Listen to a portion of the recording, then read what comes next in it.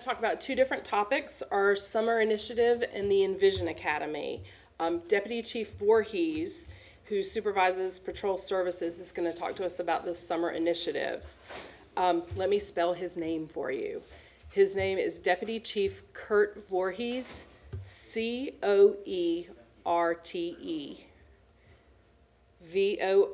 Voorhees, Deputy Chief Voorhees. The summer initiative is a 12-week program that runs through Labor Day, and each division has developed a crime-fighting strategy. The really cool thing about it is it's different in each division. Each division has flexibility to do what's important in their division to deal with summer crime. So he's going to be first. When he's finished, he's going to introduce Captain Ryan Kendall, and his name is RyanKendall, and he's going to talk about a success that they've already had with their summer initiative in his division. So without further ado, Deputy Chief Voorhees. Thank you and good morning. So as Melissa said, the summer initiative is something that we do. Crime was down in 2017, and we're fortunate this year so far crime is down in violent crime, but we're teetering right there on the edge with property crime. So the summer initiative, the chief has allowed us to use some overtime funds, and each division can look at their problems that they have and put additional resources towards those problems. This initiative will work through Labor Day. The beauty is putting people in particular places at particular times allows officers to go out and focus on things. If you think about officers who are normally in the field, they're beholden to the radio. So in this case, officers can listen to the radio, monitor it, but they're not going to be pulled away from what they're doing.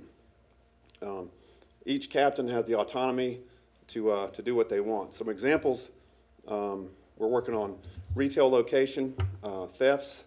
So you may see officers on bicycles, North Lake Mall, potentially South Park. You'll see officers on walking beats, and we're utilizing detective resources, canine officers to be in specific areas, focusing on specific people.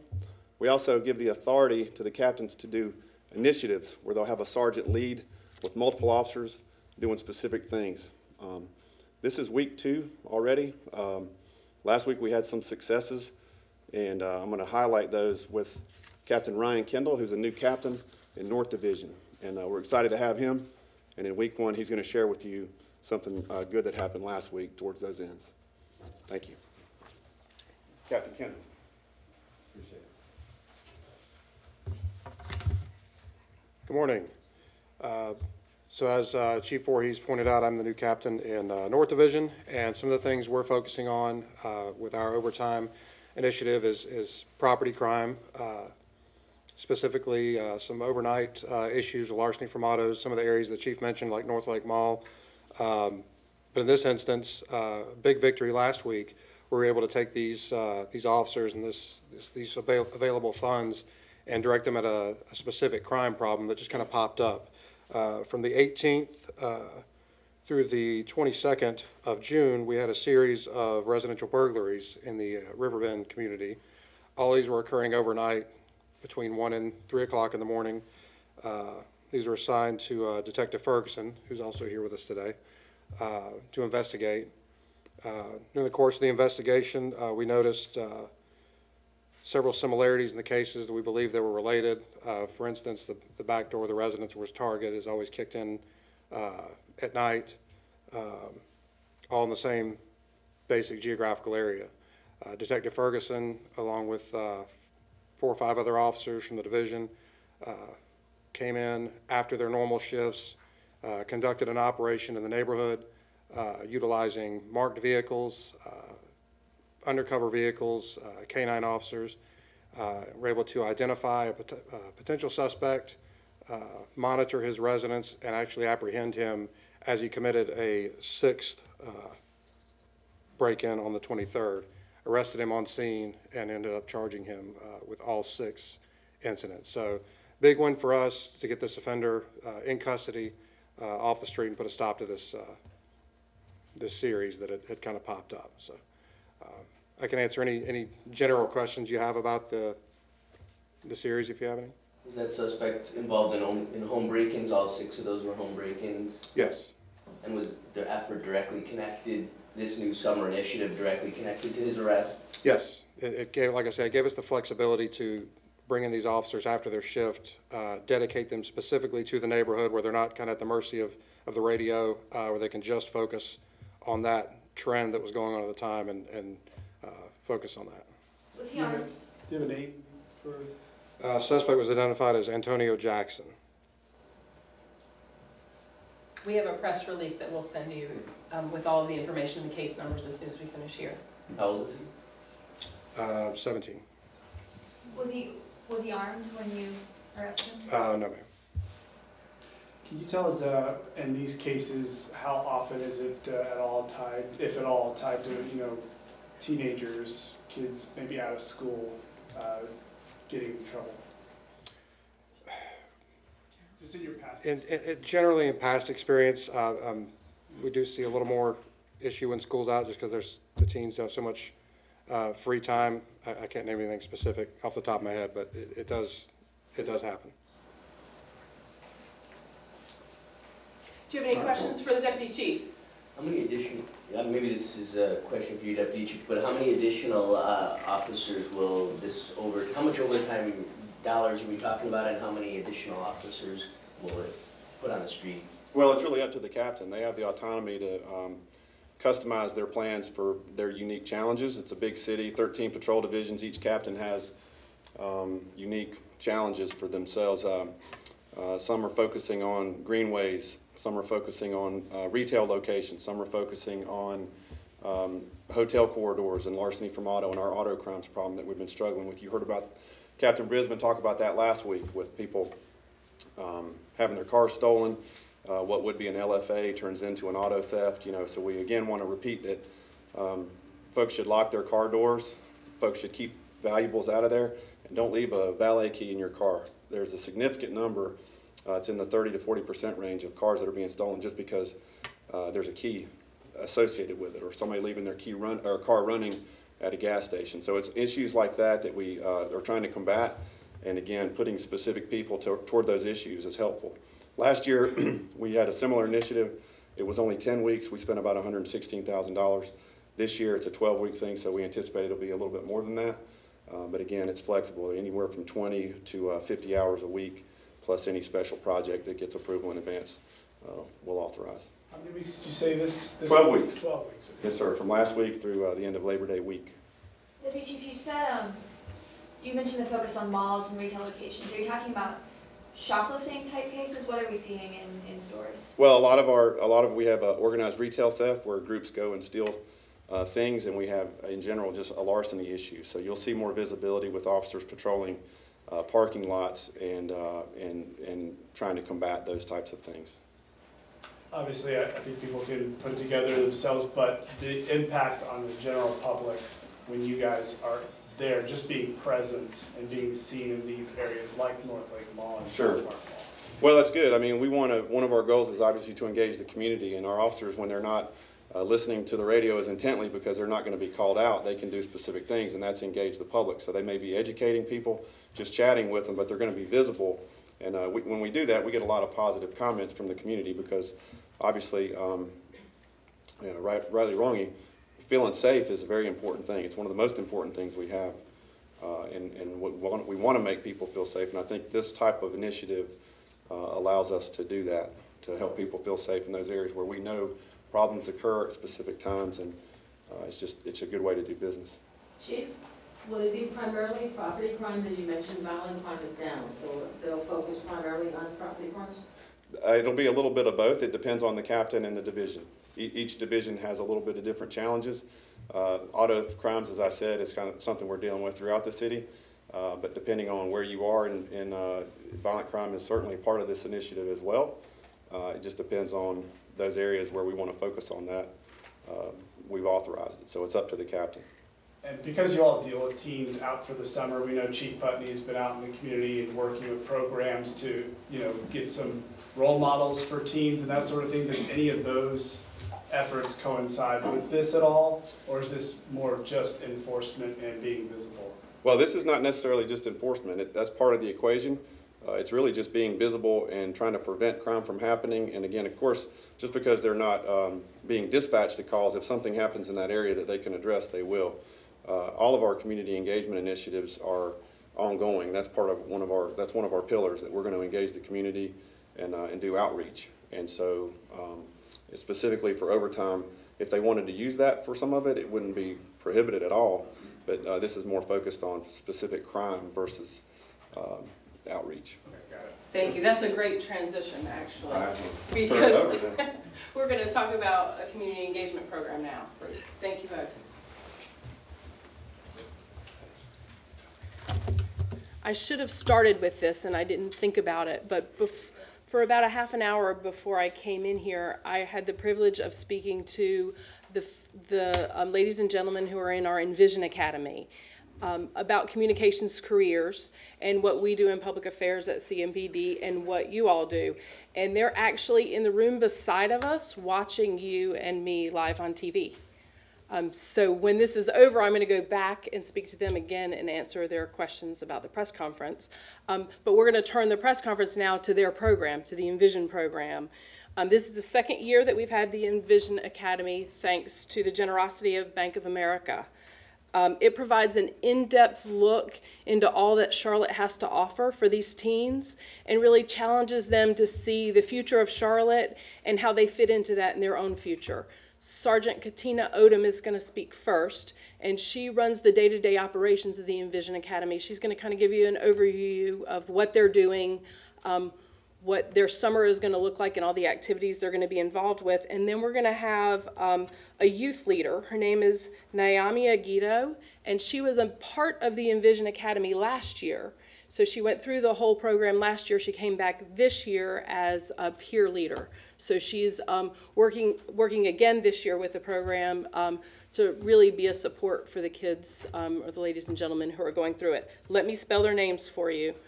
Sergeant Katina Odom, C-A-T-I-N-A-O-D-O-M. And then when she's finished, she is going to introduce Naomi, and that's N-Y-A-M-I-A-G-H-E-D-O. Sergeant Odom? By the way, they're ready for your tough questions, too. Thanks, Chief. How about it, Sergeant? So good morning. I am Katina Odom, and I'm one of the School Resource Officer Sergeants with the Community Services Bureau. The CMPD Youth Envision Academy is an 8-week program that introduces high school students to Charlotte and all that it has to offer. The Envision Academy was launched in 2017 following Chief Putney's identification of the need to extend meaningful opportunities to underserved youth in our area. With the financial support of Bank of America and Hugh McCall, the Envision Academy is a paid opportunity for our scholars. As a result, they are provided with stipends paid in 3 installments throughout the length of the program. In return, scholars are exposed to careers and work experiences at a wide variety of Charlotte businesses, nonprofits, and government agencies. There are 3 main goals of the program. Goal 1 is to introduce scholars to a rich educational experience that will aid them in making informed decisions about future career opportunities. It's simple. If scholars are not aware that certain careers exist, how can they actively work towards achieving them? The program allows scholars to envision the economy, government, politics and justice, the environment, the city, health and human services, and education. Additionally, the program introduces scholars to the culture and climate of Charlotte. Goal 2 is to assist scholars with developing leadership skills that they can use among their peers, as well as they matriculate through high school and beyond. At the end of the day, it is our hope that our scholars continue their growth as productive citizens who choose to return to Charlotte and give back to their community. Goal 3 is to allow scholars and police officers to actively engage with one another in an effort to build better police and youth relations. We learned many lessons during our first year of operation, and with the continued support of our community partners, this year's program is even bigger and better. We've been able to expand it to include 40 scholars, 4 ambassadors, and 1 college intern. 3 of the 4 ambassadors are former Envision scholars who serve as peer leaders to the new participants. Adding additional layers to our application process is also new. It allowed us to further expand to include a continuum of service among the rest of our CMPD youth programs. The continuum of service gives youth who have successfully completed other CMPD employees an avenue to naturally progress from one program to the next. These programs include, but are not limited to, our diversion, reach out, explorers, high school academy, and various Latino youth initiatives. The additional layers also allow the selection of a very diverse group, not only racially, but in age, grade level, academics, and in social standing. In addition to our own programs, our recruitment efforts extended to the Charlotte-Mecklenburg school system, as well as other community youth entities such as Right Moves for Youth, Communities in Schools, Teen Health Connection, and other JCPC-funded programs. Finally, we have 5 CMPD police officers and 5 civilians who serve as mentors to our scholars and ambassadors so that they can envision a better future for themselves as well as a better future for Charlotte. Thank you, and I'll take any questions that you have for me. I know we're only on, I guess, year 2 of this Envision Academy, but 1 year through it, I guess, what are you most proud of so far of this program? I'm most proud of the response that we get from the young people. I'm most proud of how that they constantly soak in information and they use it in their day-to-day activities. Yes, this is year 2, but this is only week 2 of this year's program, and I have to tell you, we have a phenomenal group of young people. They're smart beyond their years, and you know they are really working hard every day to seize each and every opportunity that they are given to really, you know, use it as a springboard to move forward in their future success. So that's what I'm most proud of. When you talk to them, what do they say are the few biggest things that they want or that, you know, they're maybe anxious about as they move into their future? Why don't I let Naomi? Absolutely. I was going to say, She's here to answer that question for you. Naomi, as I told you, she's one of our former scholars and now our current ambassador, and she can give it, you can get it straight from her. Yeah, so I'll ask you a question. In this program, you're probably learning a lot, but did you have any fears, any anxieties about the future and once you leave high school, before getting into this program or right now? Well, before getting into the program, I did hear like a lot of adults saying that when they were my age, they didn't know about all the opportunities that were out there, all the things that were going on. And before I started Envision, I didn't really know how many opportunities there were in Charlotte, like all the internships and all the job opportunities and all the careers just in one business. So going around the city and getting to learn stuff like this, it really opened my eyes, and now I'm not so worried like going to college and then finding out I don't like my major or that I've wasted years of my life not knowing what I want to do. So it's just giving me more of a clear path. Do you know what you want to do? I was thinking something in a doctorate field, but also going through this program, I was thinking something in political sciences. After this program, it encouraged me to join speech and debate and Generation Nation and programs like that. So I've been getting more into the community and learning a lot more. You earned a spot in this program, and I can tell it's probably a rigorous process to be a part of it for the students, because you know we have thousands and thousands here in Charlotte. What would you say to the students who not as fortunate to get where you are, you know, because I'm sure they have bright futures as well. What would you say to them that you've learned that they could maybe benefit from? Well, I would say if you couldn't get into this program in particular, there are so many programs out there that do want young people, and you would be surprised, like, whenever you go up to a city official or an adult in power, that they actually do want to listen to what kids have to say, and when you go up to them and have something good to say, they actually want to listen to you. So I would say just go out there and look for other programs or other things that are going along in the city, because just by looking out there, I found Generation Nation, and you can get involved in your schools, like through speech and debate. You can join the debate team, and you'll meet a lot of people if you're just open and you look for things. That can be the hardest part, to look for things, but there are a lot of things out there, I would say. Have you thought of becoming a police officer? No, I haven't thought of becoming a police officer in particular, but I have seen like how many divisions work around in the CMPD and how many different work opportunities there are. So it's very diverse here, though. Yeah. We're not done with her yet. That's right, we're still working on it. She's just starting. I just knew you were gonna chime in. Yes, ma'am. Yes, ma'am. Are any of your friends or neighbors or other young people hesitant to join a program like this? And if they are, what do you tell them? I've heard a few people that wouldn't want to join it because they're like, oh, I don't want to spend my summer just going around the city. I would rather just be, you know, doing something else. But when they find out like who you get to meet, like they're like, wow, I would never be able to meet this person. They get impressed through that, and also like the paid stipend can also get people wanting to come here too, because it's a way to make money. And then you can also say, I've been in an internship my first year in high school. That looks really good too if you have that experience. Any plans for your stipend?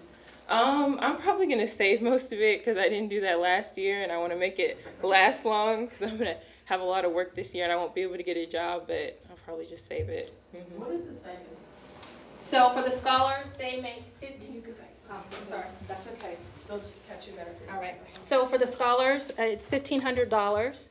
Paid in 3 installments, and that's of course before taxes. Uncle Sam always has to get his off the top. And then for the ambassadors, there's the $1,600, of course paid in 3 installments and before taxes. And what age? 15 through 18. Is the department looking at this as partially a recruiting tool? Absolutely. Everything that we do with our young people, we're looking to build better relationships with our youth, and we're always looking to recruit young people because they're our future, and absolutely. Naomi, can you tell us how old you are and where you're in school? I'm 16 years old and I go to Philippa Berry Academy of Technology. And you're going to be a junior? Yeah, I'm going to be a junior this year. Anything else? Good luck. Thank you. Thank you. Thank you all.